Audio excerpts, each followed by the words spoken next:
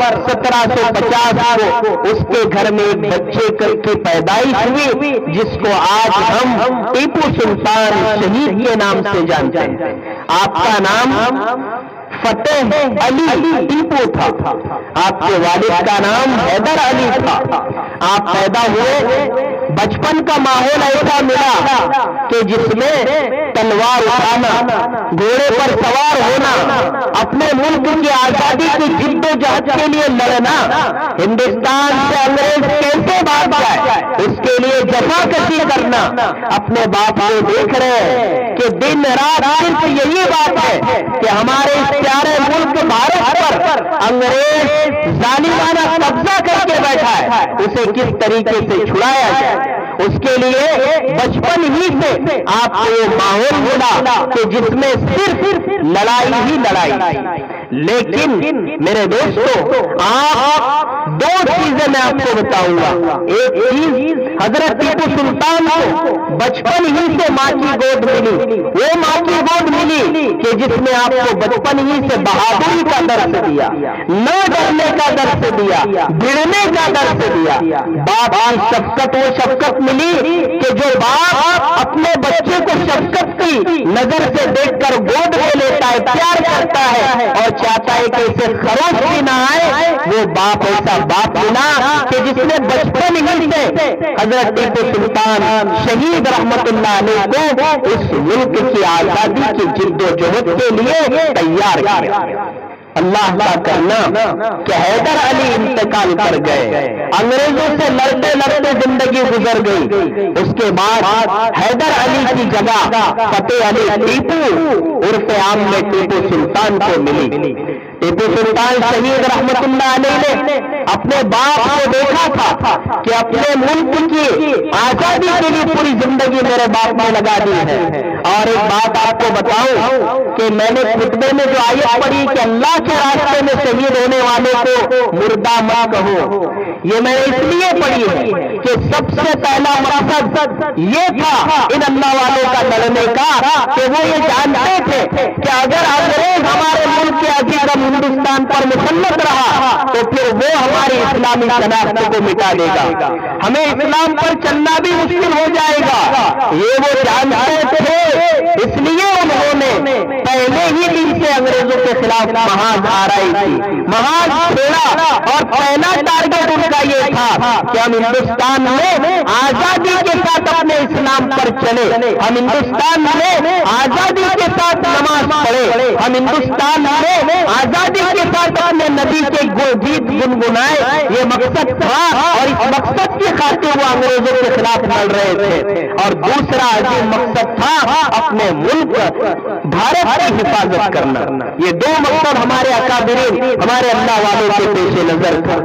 جیسے ہی فتح علی ٹیپو سلطان کو گدی ملی تو اس کے بعد انگریزوں کی طاقت مزید بڑھ گئی، لیکن یہ وہ شیر خدا تھا، یہ وہ مرد مجاہد تھا، یہ وہ مرد باصفا تھا جس کو ماں کی گود ہی سے لڑنے کی تعلیم دی گئی تھی، ماں کی گود ہی سے بڑھنے کی تعلیم دی گئی تھی، ماں کی گود ہی سے دشمن کی آنکھوں میں آنکھیں ڈال کر بات کرنے کی تعلیم دی گئی تھی۔ وہ مرد مجاہد کیسے انگریزوں سے لڑ سکتا تھا؟ وہ مرد مجاہد کیسے انگریزوں سے لڑ سکتی تھی؟ ہم جو مقصد سے یاد جمع ہوئے اس کو سمجھنا ہے۔ اصل مقصد تو یہ ہے اللہ والوں کو یاد کرنے کا، اور تو کوئی مقصد ہے نہیں۔ مقصد یہ ہے کہ ہم ان کی جو صفات تھی اپنے اندر پیدا کریں۔ تو بات چل رہی تھی کہ آپ کے والد کا انتقال ہوا اور ٹیپو سلطان گدا نشین ہوئے، گدی نشین ہوئے، بادشاہ بنائے گئے اس علاقے کے۔ اس کے بعد حضرت ٹیپو سلطان شہید رحمت اللہ علیہ نے سب سے پہلے اپنے منظم فوج تیار کی، منظم لوگوں کو تیار کیا، اپنے وفاداروں کی ایک ٹیم تیار کی۔ لیکن کہتے ہیں کہ اگر 100 وفادار اور 2 غدار اگر ان میں شامل ہو جائے تو وہ 100 लोगों की पूरी काना फूसी दुश्मन को जाकर कर सकते हैं। वही काम हजरत टीपू सुल्तान शहीद रहमतुल्लाह अलैह के साथ हुआ और अपनों ने भी गद्दारी की। आपके ही जो गार्ड थे मीर जाफर और मीर सादिक, उन्होंने आपकी पूरी प्लानिंग अंग्रेजों को बताई और फिर वो अंग्रेज उस प्लानिंग से बाखबर होने के बाद हजरत टीपू सुल्तान के साथ जो कुछ कर सकते थे उन्होंने किया।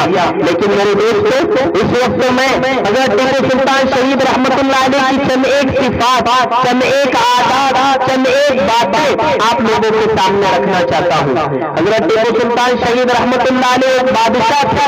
हम सब जानते हैं कि बादशाह को कोई टाइम मिलता नहीं है, बादशाह हमेशा मसरूफ रहता है। लेकिन वो बादशाह भी हमने देखे हैं जो ऐशो अय्याशी अपनी जिंदगी गुजारते हैं। वो बादशाह भी हमने देखे, जैसे कि कुछ बादशाह ऐसे भी गुजरे हैं जिनकी बेवकूफी की वजह से हमारा मुल्क अजीज हिंदुस्तान अंग्रेजों की गुलामी में चला गया। लेकिन कुछ बादशाह ऐसे भी होते हैं जिनका जीना और मरना अपने आवाम के लिए होता है, जो अपनी जिंदगी को अपने आवाम के लिए वक्फ कर देते हैं और अपने आवाम की तकलीफ को अपनी तकलीफ समझते हैं, अपने आवाम की खुशी को अपनी खुशी समझते हैं। और कुछ बादशाह वो होते हैं जिनको आवाम की कुछ पड़ी नहीं होती है, रियाया की कुछ पड़ी नहीं होती है, रियाया भूखी मर रही है, प्यासी मर रही है, उन्हें कोई लेना देना नहीं होता। लेकिन हजरत टीपू सुल्तान शहीद रहमतुल्लाह अलैह वो बादशाह थे कि जिन्होंने अपने आवाम के साथ शाना बशाना होकर हमेशा जंग के मैदान में लड़ाई लड़ी, जिन्होंने अपने आवाम की खुशी को अपनी खुशी समझी, जिन्होंने अपने आवाम के गम को अपना गम समझा और हमेशा बरसरे पैकार रहे। अगर किसी को, चाहे वो हिंदू भाई हो, चाहे वो मुसलमान हो, चाहे वो दलित हो, जो भी आपकी हुकूमत में रहा करता था, अगर उसे तकलीफ पहुंच जाए तो हजरत टीपू सुल्तान फौरन उसके पास पहुंच जाते थे, उसकी खबरगिरी करते थे। और आपकी फौज में आपको बता दो सिर्फ मुसलमान नहीं थे। आज 300 साल आपको गुजर गए हैं, अब तारीख अपने आप में बदलती जा रही है, बहुत ज्यादा बदलती जा रही है और बहुत ज्यादा अलग अलग बदले जा रहे हैं। लेकिन याद रखिए, सच्चाई हमेशा पीछा किया करती है, सच्ची तारीख हमेशा पीछा किया करती है। हजरत टीपू सुल्तान शहीद रहमतुल्लाह अलैह की फौज में हिंदू भाई भी थे, दलित भाई भी थे, मुसलमान भी थे, हर जात पात का इंसान आपकी फौज में था, तभी जाकर आपने अंग्रेजों से जंग लड़ी है। इसलिए याद रखिएगा, जो भी हमारे बादशाह गुजरे हैं उन्होंने कभी किसी के साथ जात पात भेदभाव नहीं किया। लेकिन अफसोस की बात है कि आज कुछ मफाद परस्त लोग हमें आपस में लड़ाने के लिए मुख्तलिफ तरीके के नारे और मुख्तलिफ तरीके की बातें करते हैं। याद रखिए, ये हमारे हिंदुस्तान की परंपरा नहीं है, ये हमारे हिंदुस्तान की संस्कृति नहीं है। हमारे हिंदुस्तान में हिंदू और मुसलमान दोनों मिलकर रहते, ये खूबसूरती हमारे मुल्क की। दलित और मुसलमान एक दूसरे को भाई भाई समझते हैं, ये हमारे हिंदुस्तान की खूबसूरती है। और पूरी दुनिया में हमारे हिंदुस्तान को इसी खूबसूरती से जाना जाता है। इसलिए मेरे दोस्तों, हजरत टीपू सुल्तान शहीद रहमतुल्लाह अलैह की फौज में हर जात पात का व्यक्ति था और फिर आप लड़ते थे और अगर किसी को तकलीफ पहुंचती तो आप अपनी तकलीफ उसे समझते थे। ये एक खास सिफत थी हजरत टीपू सुल्तान की कि आपने कभी भेदभाव नहीं किया। दूसरी सिफत हजरत टीपू सुल्तान शहीद रहमतुल्लाह अलैह की बहादुरी थी। एक बादशाह के लिए बहादुर होना जरूरी होता है, एक बादशाह के लिए लीडर होना जरूरी होता है, एक बादशाह के लिए दुश्मन से आपने आप डालकर बात करने का जज्बा होना जरूरी होता है। वो सारे जज्बात, वो सारे एहसास, वो सारी कुव्वत, वो सारी जवाबदेही हजरत टीपू सुल्तान शहीद रहमतुल्लाह अलैह में पाई जाती थी। हजरत टीपू सुल्तान शहीद रहमतुल्लाह अलैह जब भी दुश्मन के मुकाबले के लिए निकलते तो दुश्मन हवा हो जाया करता था, दुश्मन के दिल में खौफ जारी हो जाता था, दुश्मन डरता था कि अब ये झपकेगा और मुझे ले उड़ेगा। इस तरीके से वो हजरत टीपू सुल्तान शहीद रहमतुल्लाह अलैह मैदान जंग में लड़ा करते थे। आप सिफत बहादुरी थी और जबरदस्त तरीके से तलवारबाजी आपका एक हुनर था। اسی بہادری کی بنیاد پر حضرت ٹیپو سلطان شہید رحمت اللہ علیہ کا وہ قول، وہ بات جو ہر کسی کے دل پر لکھی ہوئی ہے کہ گیدڑ کی 100 سالہ زندگی سے شیر کی ایک دن کی زندگی بہتر ہوا کرتی ہے۔ یہ کس موقع پر حضرت ٹیپو سلطان شہید رحمت اللہ علیہ نے کہا تھا؟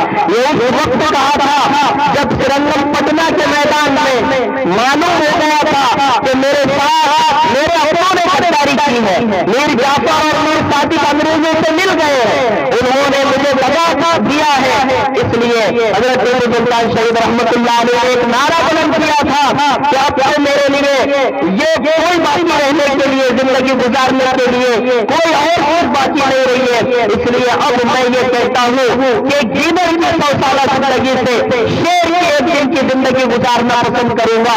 اور یہ کہہ کر میدان جنگ میں کودے، انگریزوں سے لڑے، آخری دم تک لڑے۔ آپ کے وفادار کون جی؟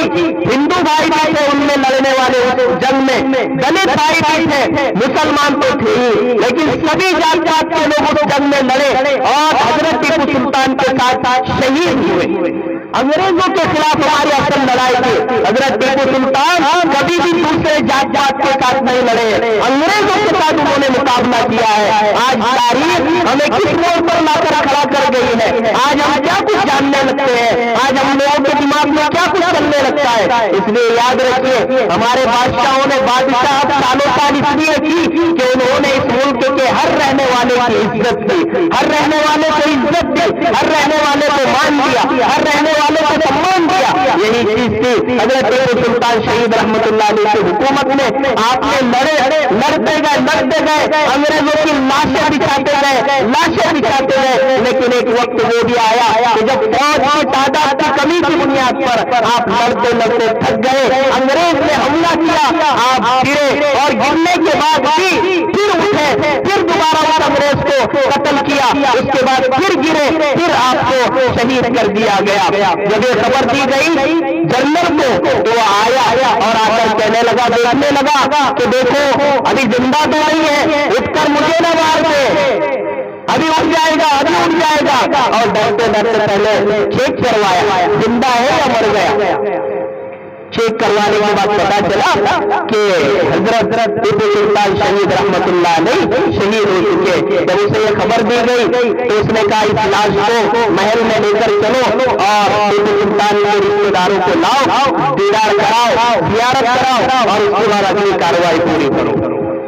میرے دوستوں، اس وقت اس نے ایک اعلان کیا، انگریز نے اعلان کیا جب ٹیپو سلطان شہید رحمت اللہ علیہ شہید ہو گئے تو اس وقت انگریز نے اعلان کیا کہ آج سے ہندوستان ہمارا ہے، آج سے ہندوستان ہمارا ہے۔ یہ اعلان کیا انگریز نے آپ کی لاش پر کھڑے ہو کر۔ انگریز کی مجال نہیں تھی کہ جب ٹیپو کی آنکھ کھلی تھی، جب تک ٹیپو کے جسم میں روح تھی، جب تک ٹیپو زندہ تھا، جب تک ٹیپو میدان میں تھا، جب تک ٹیپو کے ہاتھ میں تلوار تھی، جب تک ٹیپو کے ہاتھ میں اپنی حکومت کی بات تھی، تو انگریز میں ہمت نہیں تھی کہ وہ اعلان کرے کہ ہندوستان ہمارا ہے۔ لیکن جیسے ہی ٹیپو شہید ہوا تو انگریز نے اعلان کیا کہ آج سے ہندوستان ہمارا ہے۔ اس کے بعد کیا تھا؟ ساری حکومتوں کو انہوں نے لے لیا اور جن لوگوں نے ان کی چاپلوسی کی ان کو انہوں نے باقی رکھا اور ہندوستان پر ناجائز قبضہ جما لیا۔ حضرت ٹیپو سلطان شہید رحمت اللہ علیہ کی ایک صفت نیک، صالح، نیک انسان، بادشاہ ہونے کے باوجود کبھی تہجد نہیں کی، بادشاہ ہونے کے باوجود کبھی نماز نہیں چھوڑی، بادشاہ ہونے کے باوجود کبھی آپ نے کسی کو دھوکہ نہیں دیا، ظلمن کبھی کو قتل نہیں کیا، ظلمن کبھی کو کبھی نہیں مارا۔ آپ بادشاہ تھے لیکن ساتھ میں ایک رحم دل انسان بھی تھے۔ آپ کی عبادت، قرآن کی تلاوت، ہمیشہ باوضو رہنا، اور ماں کی تربیت جو ملی تھی جنگ کے میدان میں غازی رہنا اور خلوت کے اوقات میں عابد رہنا، تو حضرت ٹیپو سلطان نے دونوں چیزوں کو رکھا، جنگ کے میدان میں ہمیشہ بہادری سے لڑے اور جب خالی اوقات ملتے تو اللہ کی عبادت کرتے۔ لیکن کیا یہ صفات ہمارے اندر ہے؟ کیا ہم لوگ حضرت ٹیپو سلطان شہید رحمت اللہ علیہ کی ان صفاتوں کو اپنے اندر لینا چاہتے ہیں؟ کیا ہم لوگ اللہ کے ولی بننا چاہتے ہیں؟ کیا ہم اللہ والے بننا چاہتے ہیں؟ کیا ہم تمام انسانوں کو انسانیت کے ناطے عزت و احترام سے دیکھنا چاہتے ہیں؟ یاد رکھیے، صرف نعرے لگانے سے کچھ نہیں ہوتا، صرف نعرے لگانے سے کچھ نہیں ہوتا، آپ کو اس انسان کے نقش قدم پر چلنا پڑے گا، آپ کو اس انسان کی زندگی کی ایک ایک صفت اپنے اندر لانی پڑے گی، تب جا کر آپ صحیح معنی میں حضرت ٹیپو سلطان شہید رحمت اللہ علیہ کے وارث کہلاؤ گے۔ دعوانا ان الحمدللہ رب العالمین۔